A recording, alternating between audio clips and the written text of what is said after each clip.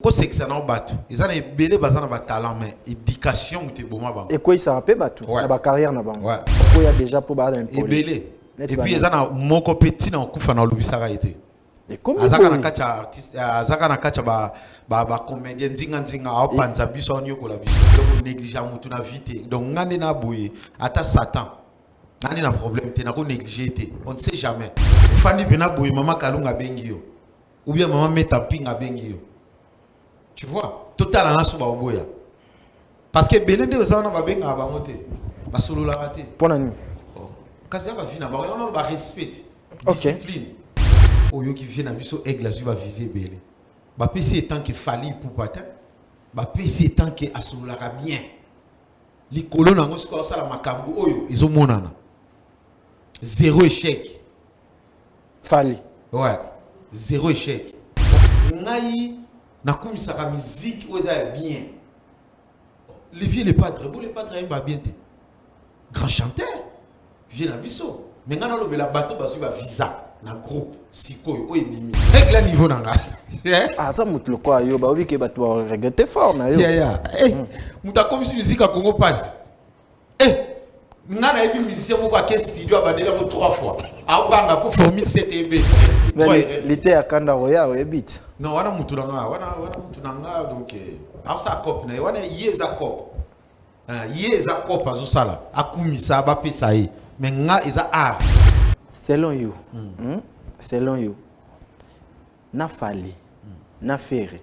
Na zaka respect et pas bakolo. Nana yoka Ferigo la ayemba vieux jaloux. Et si on manque à respect au ya fali na lingate soka bimisi album yo banzembo il y a kana ba mikolo na ba musicien ba ya do azala sans pitié donc il y a manquement moko o eza na ebite aigle toko kangise wapi ou bien na eza lokola vient na biso jibe piano azu va viser belé akena orchestre mobimba ba ki États-Unis amemi bango po ebi na États-Unis mutoki mate puis ba tout ba ki kuna muto aleki parmi bango za vieux jibe. Les restes batikali ba yaya na ye. Au moins les seuls orchestres na Congo ba musicien ba yaya ya président. Ya mwambia kena bango nyos. Akela Nicolo. Na calcul les aïe. Aux États-Unis kuna ba vie tout trandé dans Nicolo ba bisi minuka. Ba osepela. Na le bino sabuto mais muta memi bino leki na bino. Yo mukoni no sala ngo. Bon me m'appelle JB. Salut, c'est bel et bien l'artiste comédien Jean Molayi. J'habite à Paris et pour moi Senwave va changer complètement la donne. Moi et ma famille habitons en France et souvent nous envoyons de l'argent en RDC, République démocratique du Congo. Avec Senwave, on peut envoyer au minimum 1 euro, ce qui me permet d'envoyer souvent des petites sommes à mes proches. Et c'est super facile, je peux l'envoyer à la maison avec mon portable et sans frais. Alors dès aujourd'hui, téléchargez l'application Senwave et découvrez les transferts d'argent simples et sans frais.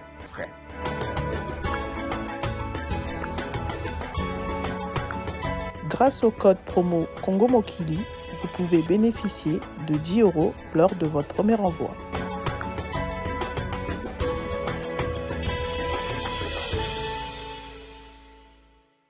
Plateau, mesdames et messieurs, votre mission Buzz Ndoule. On va recevoir l'artiste leader Amissi. Je pense que c'est la toute première émission, si je n'abuse pas, dans le voyage à Touro, mais on va le faire entrer. Leader Amissi. Ouais, on dit premier. Ouais, leader Amissi. Merci beaucoup. En tout cas, bonne arrivée. Hein. Merci. Kinshasa Lingaro. Hein. Ouais, en tout cas, Zamboka, donc pas mal. Hein. Merci beaucoup. Ouais. D'accord, on merci va beaucoup. On va se mettre, on va merci. Parler. Voilà, mesdames et messieurs, les amoureux de l'émission Buzz Ndoule et surtout ma partenaire Nanga, vous avez voulu que tout recevoir hier les lots. Il y avait vraiment beaucoup d'appels, les Bokanda, Pentacle, Luanda, Djibril Ndombe, Casimiro. 001, le boss est Cédric Teka, 100 000 $. C'est quoi?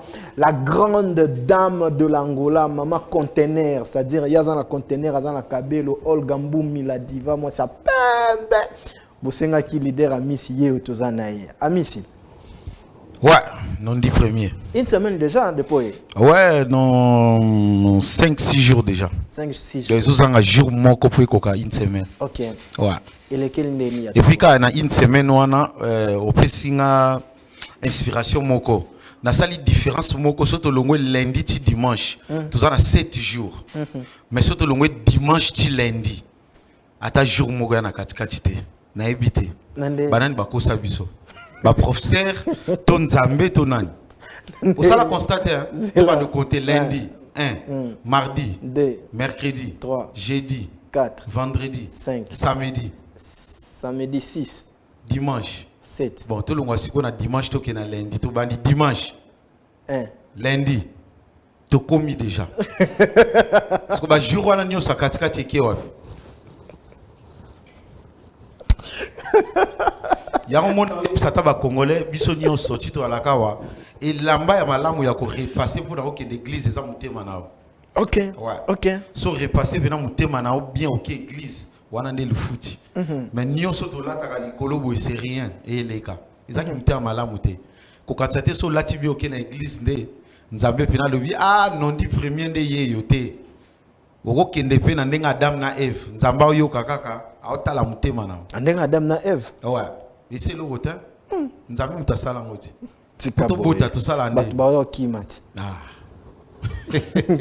Voilà, comprenez que ce leader a mis ici, on a préféré Yabato Belé aujourd'hui, on a succès dans réseaux sociaux, on a succès dans TikTok, on a succès même en live, par exemple à travers la vidéo et tout.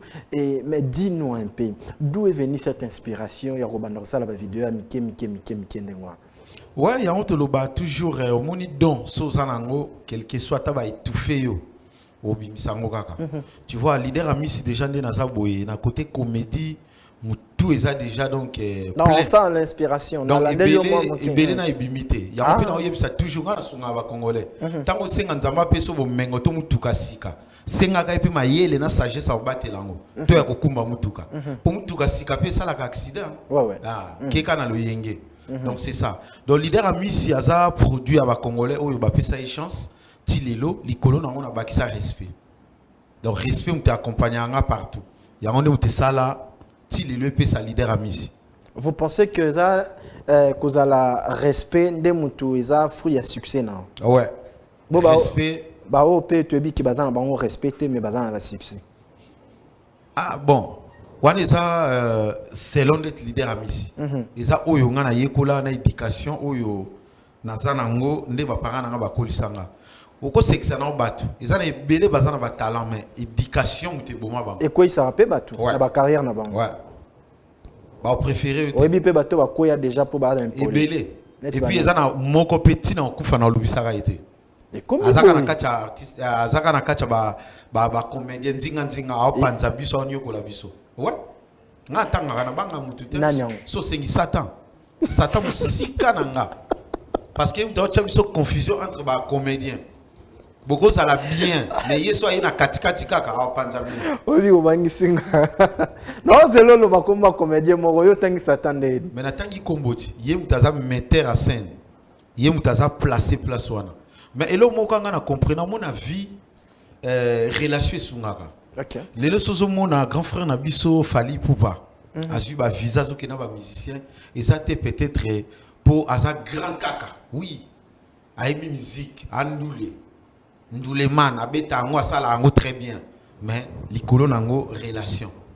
Ce qu'on pose à la relation, faut appeler respect. Ils ont parmi les critères OP leader à talaka. Na talaka ti ba vie so ba kende boy. Ils ont par rapport à donc na soigner la relation. En parlant de relation. Ouais. Est-ce qu'il y a un monde de ça là que parce qu'on a 8 pétants on s'informer na poto kuna et ça là que bandeko nyoso tout bayaka poto. Presque, on a vu avec Mama Kalunga, la vidéo d'ailleurs, ça c'est Baïla Saka, Saï, tout ça, presque les artistes musiciens, Bayaka Poto, tout le monde a bon traîner comme mingi que les autres. Ils ont pour un respect, tous les arcanes tout ça disponible pour un baron. Non, mais déjà, ce que mon t'a préféré ou bien bazo sollicité trop bien, baza trop attaché, c'est-à-dire aux appels à Moussala et qui n'a pas respect.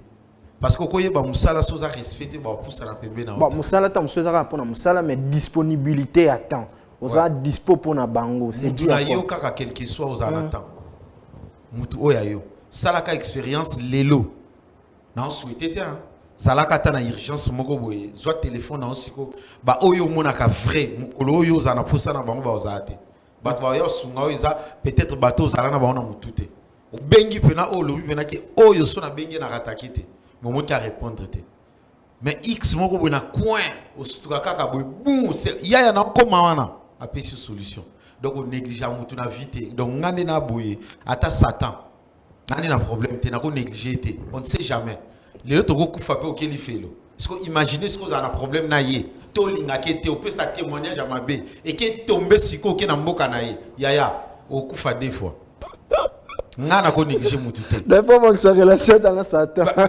yaya to za na paradis na li felo oui parce que surtout que na paradis te place les arbres na li felo imaginez ce que ba ndeko ba saka ba tchaka ba tatouage na nzoto au commence sikoyo Jésus Christ est mon sauveur OK li felo parce que satan monyango yaya tala ngande na bo ngana soignaka relation partout na ibisa imaginez ce que son ngana tous allez bien te non dit premier son allait bien est-ce que linga obenganga yango ba loba toujours foyer ba valeur donc ngandi ya boyeza la ka considération tant que tant yo benginga quelque soit ma news na le nango na lâcher tout na yé na répondre à invitation parce que na yebi valeur ya makambo mais leader ami ici batu ebele ba comment ko traiter le rôle à chauffeur il y a artiste comédien parce que disponibilité ndongo lobby hein, mais batwazion on a angle mususu ba comme benga chauffeur tout ça et combien de temps et combien de kiopena matoi chauffeur nini ya ba ndeko ba yakati donc yo ba utiliser ko le roi chauffeur na bango quoi et combien là na matoi ouais en tout cas ngande na la boyeti na sala carrière na banda na banda naza pena na bane belete tu vois na bane belete mais na yebi quand même qu'on se maîtriser donc c'est-à-dire nyonso ezolobama et comme na matoi na ngo pas tant que naza yango te ou bien naza mutu wana te bango ba okanisa donc et le belange le côté yo kanti ma ben nyonso to lobelaka sata yo ka ngote atalati ala batala bana mayo baba ignorant ngana bango to sala copité to keto ba futi biso mbongo nga sata na melio o le belanga mabe akumbate aibi na yake un jour azwa bah oui yaya loba sala tout oko loba mais batu ba loba kana ko o mona pe bango yebi pe bango te bon ngana zala ki intéressé na mwana te ouais monde na biso eza créer sala batu batala yo c'est qui ça batu nyonso batu bako loba rien yo kati ata na simana nga ba acteur ba ate batu abimate acteur bazati batu bazati ata liboso na biso mais il faut ta la fruit ni no pesa lelo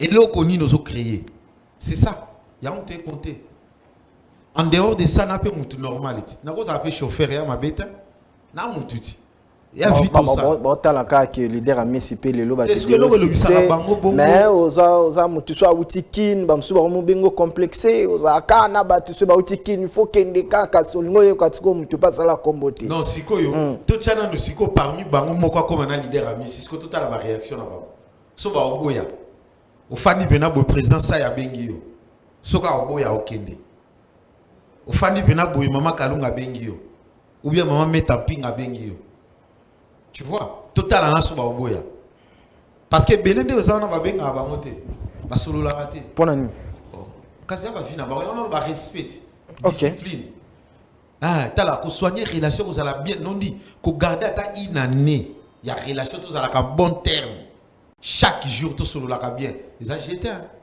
pour na bakati un an na une année on a to ko beba na bakati meto bungisa meto zakaka tu vois peut-être comme là bango te siko ba monaka ah metin garçon abimela wapi parce que on a kinto zala kaka te fo uta na groupe moko na groupe ki ngandi na bimela wana ndia ngom te pesa bango mususu et puis ça bande ko mususu ko amona on dirait kilo to nini non c'est pas ça oko bimela pe na groupe e bani na makasi pe mais etamboleli na yo ça bien te. D'accord. Merci, Amisi. Kinshasa, na Poto, différence dans les années côté art. bato balobi poteza cimetière ya ba artiste et le lot au monde ba théâtre mais ba cosita eza solo ba théâtre na bino ezo ça la succès ma casité bino ba artiste ya poto qu'est-ce qui bloque? Ouais, parce que na ki ça la constant moko na remarque na nenga kin bande ko ba travailler makasi mais ba gagner muke donc travailler makasi awa tu vois et les lots ba balingi musala mais musala ezo rémunéré ba on ezo futa bango te ce que ya monaka ce cas eu opportunité comme na mi kilatiki na ye afani na bano betane cop na ye kayu na ye asani mam na ye donc comment le ko la moi ouverture mon ko travailler koto comme kuno fandi na parce que futa na ngote ouais donc faut ala vraiment na ba piston moko bi ba relation mo makasi pour basunga ka osokite otikala ka ndengwana ya mona contrôler et lo nini ngo e bloquer bandeko pour bazwa mbongo te na musana bango mais que réfléchir c'est yango na oto ebisa na début relation oyo qui vient na biso aigle va viser belé ba pesi tant que fali pour patin ba pesi tant que asulaka bien likolo na ngo siko sala makambu oyo ezomonana zéro échec fali ouais zéro échec moni marambo ah oui ba bien tant zo ba ah bien moni marambo yango lukela bato so côté studio biso te bato tinda raye soka bimi abimana makama malamu nzembo ekataka amisi sikoyo bagolwa mutandengwana bagolwa ba visa comme bagolwa ba sepela te tuzo komisa fali wana te ngana za mutu ya batu te ngai nakumisa ka musique oza bien les vieux les padres imba bien te grand chanteur vieux na biso mais ngana lobela bato basu ba visa na groupe sikoyo o ebimi eza lokola vieux na biso jibe piana azu va viser belé akena orchestre mobimba baki États-Unis amemi bango po ebi na États-Unis muta okima te puis bato tout baké kuna muta leki parmi bango za vieux jibe piana de leki les restes batikali ba yaya na ye au moins les seuls orchestres na Congo ba musicien ba yaya ya président ya mwana na musaka mukolo na ye oza problématique ba yebi ke vieux musaka okima na États-Unis okota na États-Unis au beta ni osani jibe piana mukulu papa chéri dans la BCBG pour na yo na mema bango ba mikolo ba okima te ba zonga c'est que pe kuna lalita mi ba ya soto ke na bango ba kimati ya monde batiki ba gêne tout via ke na bango nyos akela nikolo na calcul ezali les États-Unis kuna ba vie tout trandé dans likolo abisi minuka ba osepela na le bino sabuté mais muta memi bino leki na bino yo mukoni no salango bo me mape jibe yango mona ntema malamu enuna kate au mona papa chéri ti lelo bananga na okola teinture ka moko pembe propre sans tache pour ntema malamu eleki atalika na orchestre te bato ba koli trop na boyina memangamo tikana na sale loko o bango kutu bakanisa kate mais bango bako espérer pe pardon bako ipe ko espérer tika ba kende la bango non ba kena bango après kuna ba okima te okimo kendo ba onan ba kima kuna ba luka nzela ba zonga. Mais penses-tu que kozwa ba visa e belendenge fali azuana eza exploit lelo? Oui. Ouais. Bon bat ba beza non exploiter ça ismambo di oh tout le monde a déjà en fait, c'est déjà fait. Yé pas ça là azwango. Yaya, visa Brazzaville coûte ngana mona, master moka comédien.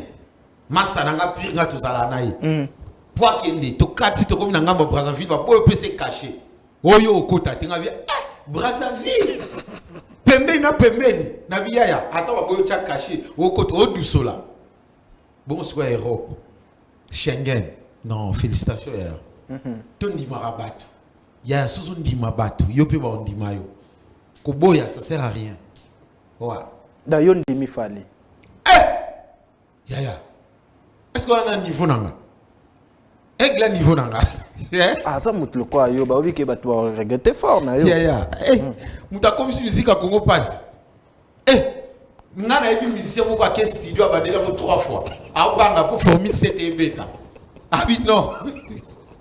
Avec ingénieur ya. Faut pas bandela partie voilà. Lelo nana chance. Ingénieur a fâché. Ah oui papa, Moussa zo sala au foot à 3 fois. Bitumbe bandi.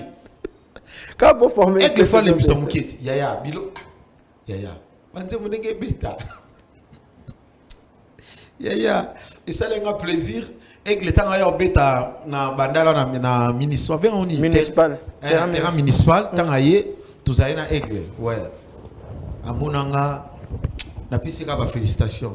Mais makambo zolo ba pona Aigle o na mona sa vidéo moko boy il y a des artistes Ferina Ferry Ferina Fali plutôt vous avez que pencher mutu tu après souki et pas faire OK vraiment OK mais les locaux ba éloge oh ça par rapport ya nini ngo et non bango balé ba beta musique bien mais ça qui choix non pas faire non na fanatique na bango de na linga ka bango tellement makasi mais pourquoi na vidéo ça qui choix et pas faire kasi on a beat baza mutant na tourna ile na kola mukela Ferry lu na mukela Fali zaki mwana il suffit na la mabe so na benga ki kaka eke ayambite ou bien bureau na répondre té na balu ki compte parce que ya mito balu quel faire ngai ngani na unamta confiance té so lia na nga zama ele comme ko sala erreur té do batu to ba vivana nga basala ki erreur té mais l'été à kanda roya o ebit non wana mutu na nga wana mutu na nga donc asa cop na wana yeza cop yeza cop azo sala akumisa ba pesa yi mais nga eza art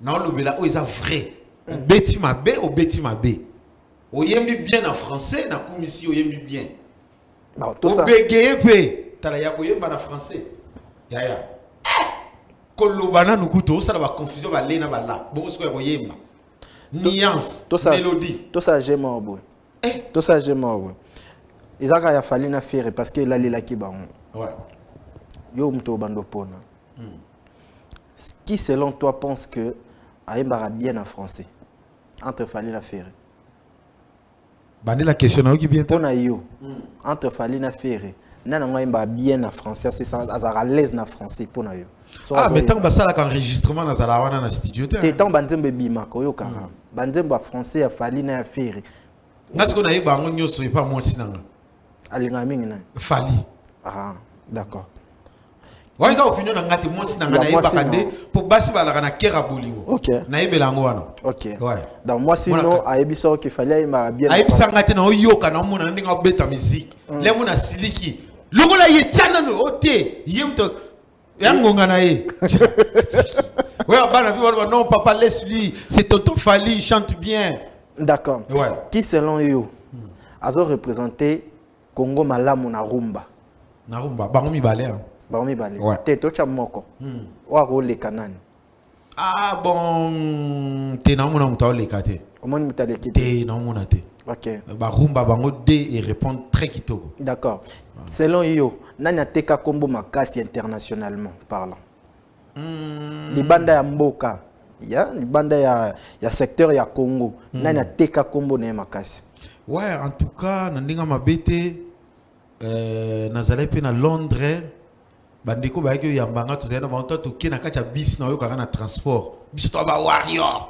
na wi ya no bengi singa na osala musala na o seksa batu na Londres wa na o kana kachi bis momba biso warrior jete awa o lekate na o comprendre que donc c'est que koto yo pena Aigle ouais bon tout ce qui ça merci tout ce qui ça na question ya souka ici le gâteau te s'ilité que ya souka ya ba mi balé parce que mon salle et monsieur Zat tous na biso ka problème tena yo d'accord ouais selon you selon you na Fali na Ferry na zaka respect et pas bakolo nana yoka Firigo la ayemba vieux jaloux na yoka ngo vieux jaloux de Werason et puis son otala Firigo la uta chez Werason donc déjà on a déjà isa son na salle yango pas Aigle ya mabe ou bien son na salle yango pas Ferry ça mabe il y a des manquements ouais donc c'est que Fali n'aime pas respect na ngambu na ye si qu'on manque à respect o ya Fali na lingate soka bimisi album yo banzembo il y a kana ba mikolo na ba musicien ba ya do azala sans pitié donc il y a manquement moko o eza na ebité Aigle toko kangise wapi ou bien na prison nini donc Aigle ça ce qu'on a niveau moko fois que data ba CPI tout sambisa ye comment ko beta ba rumba biezo le kana bato ba l'accent ba musique tu vois donc si ko yango ne mutu suisse anga mutu na ba pena ke Aigle manque à respect. Au bête que les kayana yo. Au bête que les kayana yo. Liko na musikoyo. Ok, n'a pas musicien partout. Atika ba musicien a été. Donc félicitations. Et ça c'est exemple moko ngana lingana meka. Na zo pe groupe na nga ba comédien na ke na buskota na otala ba kimaka. Na meka na ko freiner. Imaginez ce qu'on a quand un groupe na battu quoi ba pulu. A Luka Poto banda 2010. Dans un 13 ans il y a expérience sur Luka Poto. Ce que soit une opportunité. Moi dis à Kimi. L'air morceau na mon orchestre puis ma musicien té. Na condamné bango té. D'accord. Ouais. Na kati ya Congo a déployé artiste nini ayambio très bien makasi. Ah ouais. Nazwaki déjà félicitations, il y a Fergani, Azalana Ferrigola. Pardon. Azalaka na Fergani na Fali. Au moins FF hein, mon confusion. Maman Pastek. Donc Nazwaki az entourage ya Fali et puis yemo pe Aigle a comme là qui nga bon arrivé au pays et ça l'a bien. Na ça écoute gaz na la chaki. Ah ouais, talaka Aigle remercie te, talaka mboka ngamo na botami awa na koleli awa. Mais Aigle remercie bon retour au pays. Et ça l'a bien, yé après nani susu master nanga Patrick Beckham. Na PC ba mbote place à ça, mais mi pe ba musicien. Ah même ba musicien. Avec un lobby. Ouais, les lois au côté de Paris na ba musicien. Tout chaka na ba musicien. A commis déjà. Ouais, tout chaka na ba musicien parce qu'il y a facilité. Ouais. Pour nga na yebi groupe moko boye orchestre mo munene président va passer ba visa à Europe mais faut ba na partir qui ba comment na Turquie kimi ba musicien na ba passeport en tout cas sur la bana ba na Turquie donc ils a déjà yango pe ba ambassade des hôtels est-ce que président aussi to passer ba visa est-ce que OK depuis na ba groupe mobimba ou bien okima bango tu vois na remercier makasi Patrick Beckham ouais aboka un peu libanga moko eza na lala. Okay. Maman nangai donc abwakanga tikanga asalanga surprise et puis ayebisanga te na yokango na mato et puis na benga to solane ata ba 30 minutes na remercier kaka isalanga bien non c'est un frère donc yesu soit comme la kinga Ibrator na monaki maestro pas comédien ah ebele bien qu'on a quatre avions déjà coûte donc belé ba maman Kalunga président Sayi tout ça R10 toi là qui n'a pas chef Pulupulu na quatre groupe donc ba belé ouais d'accord merci beaucoup nous allons tout pause total nous extrêmement koyayo pour faire plaisir na mon ami PV. OK. PV hip hop, PV mon mère nangai Torolonga kaka. Un grand merci encore une fois à Olga Mboumi la diva. Pesa mbota linga makasi. Olga Mboumi la diva. Olga Mboumi. Mboumi. OK, Olga Mboumi en tout cas la diva. La diva. Ouais, merci Belé. Yaza grossiste un conteneur teka kabelo en gros na kata Angola. Dans la grande dame na kata Angola. OK, la grande dame. OK, merci beaucoup na PC Bambote Belé. Et puis na mona été na remarqué déjà ndenga zana 32 dans ekoka ba longola minuté. Donc moi si moko asala lisumu pété banda botama. Non, yaza bon. Donc ceux qui divorce ou bien problème ou botami entre yena mobali na ese mobali mutabandi. Pour moi c'est la côté malam. Merci beaucoup. Le PDG Pablo Kini 001, le patron Pablo Kini, le grand déclarant, le seul et unique, nous tapez si couleur. Narata Angola pour déclarant le loba bima va commander va commis Pablo Kini va zuapi centre de santé Pablo Kini frère hôtel Pablo Kini Yodi Pablo Kini au Sambo aux allons adversaire le roi Pablo Kini Pema. Nous allons suivre cela leader à Miss et puis Meta et quelques gags comme ça et puis nous allons revenir pour la continuité. Tour au plateau, c'était leader à Miss et puis Meta.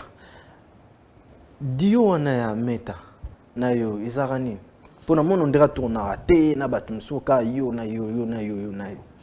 Ouais, en tout cas eloko wana ti salima Meta mpinga bango baza ba yaya tu vois na musala oyo et puis déjà ici ka zo formation ici ka bimela et pas ya président Elombe déjà baza makasi donc salima to mekaka kaka ndenge zala ka bon tout à la nan tout le monde a pesa mais la biso ti lelo.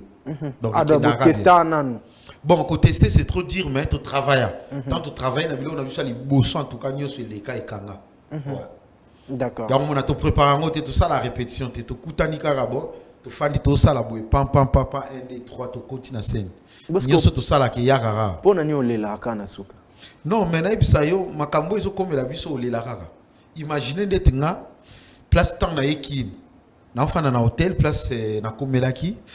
Tu as 2 personnes à kati. Tu vois, mon biso na to bongate, toi na buzvité mais ya Willy Moucheni a lobi boloko outi poto en attendant voir que n'est pas na yo. Là attends moi 2-3 jours hein place à ma lili.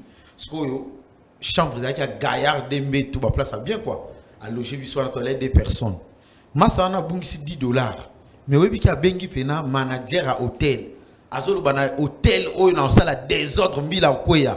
Na bungisi $100 nanga. Ya. Au bout de $10, vous avez $100.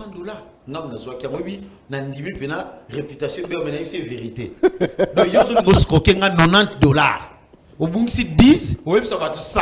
Non, na zo ki za ki 10. Comment on le latende? Congolais. Ya tala. Congolais ça na mutema mabe koleka. On comprend? A 5 vidéo ça les vidéos ya anniversaire. Le ko le sala quitté a kangelo kanda libela. Beaucoup de temps dans la bêtise au Caracas. Ils allaient anniversaire nanga, ouais on sait la vidéo. Tata na okuta cha zemiti na maman baba botayo. Asa yo vidéo te bonga sur la salité problème ça. Yo za star. Yo zo konane kanga. Non, toi la peine makabuti. Toi la mamba au sala. Ya ezaka te peut-être que la mugi na tongo zaka star ou bien osaka osala ka comédie na comédie non. Ils en a un temps où ezaki au fan yo zo réfléchir. OK. Il arrive à peu na ke toilette bouillée. O ko ça la toilette était ba problème eleki. O tala bo côté c'est na $5 côté 10 côté 20 côté 30 calcul na toilette o ko ça la te. Et comme là. Oui. Même les na tongo. Chance kana zo qui appelle ya Willy Moucheni Kodamboka. D'accord. C'est un mutema. Merci beaucoup leader Amissi. Ouais. To comme na biso na suka. En tout cas, c'était très Na pisi na ba mbote te. Naibi, na otike lo pesa bamboto pesa vraiment. En tout cas, na sepel ndé na simbi téléphone mo ba appel, ba message et surtout ndé bande ko ba message no babi ke ba benga troté mais ba mso ba benga kana nko et bato bazo sepela, bato bazo féliciter yo, degré inspiration ngamo na comprendre ngo surtout na lobby pel sur courage na yo moko et puis merci pour notre temps au pesi biso Bez Ndule yango mon émission ndé. Non, en tout cas, émission, on a un ma bête tika la raboye. Merci. Ouais, na kena bisike belé, mais na sentir moins différence. Ok. Ouais, différence déjà un ou là tu bien que les canaux invité. Tu vois. Et puis on a bogar que les canaux invité. Donc ça l'ingabe ya biso na ranja ba vilain biso tout ça. Ouais, tu vois. Donc il faut on dit maka. Faut on dit maka. Ndengo salé, nzambe ndenga salé lio. Tant ou bien. Merci beaucoup. Vous comprenez? Parce que belé va ça la confusion. Bah quand tu as même sous que poton de vieux bongi non. Na tiki est belé qu'on a ba souffrir. Bah okemba. Tu vois? Et puis bah tu as un message que yebsila nga père na kin. So ba teki partir lupango bossa na ngate ngabi ya ba teka lupango po ya poto. Ba tu na message lisusu ba teka ba tindelo mbongo. Bah si ça partir en éthique lagi. Ba ndoki ya famille bango yeyo. Na bossa ni ko pesa mbote te balobi na minute yo angolardo. Donc Angola na kacha kin, tout ça na je t'aime Kaninda. Ah l'idée oui, azana kacha kin en tout cas ba ndeko tout pas on a karaté jeudi hein. So bolinga sa elo musala do aza. Aza vraiment on a profité pour pesa numéro ya WhatsApp, leader ami ça vraiment na kacha kin na zap nzawa. Na zo na poto sikoté plus 33 7 66 20 22 00. Naza 24 heures sur 24 heures donc plus 33 7 66 20 22 00. Donc ce que bengi leader ami ici. Bambo topé c'était. Oko zwanga wana en plus faire recrutement ils ont continué toujours il y a groupe groupe leader ami ici tout ça tous les cas na RTGA chaque mardi na vendredi na 21h. Donc ndeko polingi okota wa intégrer na kacha groupe numéro ya wana ou contacter leader ami ici na bossa ni kopé sa mbotete balobi na les boss Carole Ndombe. Mais c'est possible. Tu vois? Donc, il y a un des micros à solo là. A aider yo, aux visa na yo, kende partout lingi, les boss Carole. Merci. Donc, et ça la mission très bien. Et puis, on a remercié donc Congo Bez, donc Bez Ndule, dans ma solo penande yango. Merci beaucoup. Et puis, dans la sanité, bandeko tout artiste, hein. En tout cas, boya, n'a mon invité bino, bolekao. Merci. Yambo kitoko. Merci. Yambo kitoko. Merci beaucoup. Talaka kavana no banda journaliste yemo kazo tuna ba problème a vie na onionso. Nini etungisa yo. Ngana ebisiete na mosi na ngato sala bi ngana ezo mosi mususu. Tu vois, donc à conseiller yo, aux autres profiter. Tu vois. Yaya Nandenga mabete ya na ebisa yo, moni kamba bolingo. Bande ko to aux occasion. Leader total va peut aussi cette mission. Non non, d'accord, hein. Na bossa ni kopé ça mon président l'a dit et sobi wa bote. OK. Président Fiston Saï Nada Mastor. Ya joli Kalunga Bambote Bele Bisiko Zwami. Pourquoi pas aussi de saluer mon président Hans Luzolo, Mike La Duchesse, Duche Kapanga Bazé Bele. Maman Meta Bangotu. Merci. Donc pour na okabwana yo en tout cas merci na passage na CP na makasi bolingo ezoni yo kola biso ya kosakana te yaya. Tu vois, ata ba professeur oyo ba pesa ka cours ba tangisaka mais devant ba élève na bolingo ba koma ba zoba. Ozomona professeur akomo bosa na makambo ya yemoko. Omona un soldat o asimba munduki na moma ya bolingo pe na munduki zo batela mboka akitisi yango na se pour sala nini. O bonde la mwasi. Omona pe na suka na ngo komo critiquer na mboka. Un soldat. Tu imagines? Ce que tala ki muta mabe ya ba congolais. Omona congolais azana moto te, azana groupe électrogène te, azana vélo te ou peut-être écouta essence to voiture. Carburé mati na station abandi désordre. Oh président fois Longwa. Président Fatih Beto so sale lo côté carburé mati. Papa, attends président pesi carburant 20 litres au tchango wapi. On a une moto T. Merci beaucoup. Balubi Fatih Beton, notre président Félix Antoine Tshisekedi, donc dans mon vena banzela qui toque. Ezo Salema, très bien. Merci beaucoup. Aza déjà na voix mon président. Azadi ana voix moko na part na leader ami. Somo leader ami, c'est un grand merci à GNI Construction, Gelor Nondi IP pour construction leader ami siye yo linga comédie makasi so bengisi na palais yaza anakin Gelor Nondi IP pour GNI Construction en tout cas yo ebikaka et puis Fondation Karl Nawa la dona Charlène Nawa la dona na Koko leader ami siye en tout cas tokutani prochainement Nakati émission Rabino Bezndoule avec les tout nouvelles invités. Il y a émission prochaine, Tokutani prochainement. Ciao. L'ambassadeur des jeunes congolais pour la paix à Doyoué a procédé samedi à l'inauguration de l'ambassade dédiée aux jeunes congolais. L'inauguration de ces bâtiments, ses vœux, d'après cet ambassadeur, être la concrétisation de la volonté du chef de l'État dans l'encadrement et l'épanouissement de la jeunesse congolaise d'ici et d'ailleurs. C'est ici qu'est situé le siège de l'ambassade de la jeunesse congolaise pour la paix et le développement de la RDC. Plusieurs délégations des officiels congolais, des mouvements associatifs publics et privés, d'encadrement des jeunes, des autorités nationales et provinciales, ainsi que quelques chefs de missions diplomatiques ont assisté à cette cérémonie d'inauguration qui est une première dans l'histoire de la RDC et celle de la jeunesse RD congolaise d'avoir une cité de la paix 6-4 avenue Mafuata au quartier Basoko dans la commune d'Ngalima à Kinshasa. À en croire à Doyoué, ambassadeur de la jeunesse congolaise, l'objectif est d'apporter une solution rapide liée à la création d'un espace d'échange entièrement consacré à la cause de tous les jeunes Congolais d'ici et d'ailleurs. L'ambassade de la jeunesse congolaise vous concerne tous, n'hésitez pas. Vous devez comprendre que ce qui nous réunit nous rend plus forts.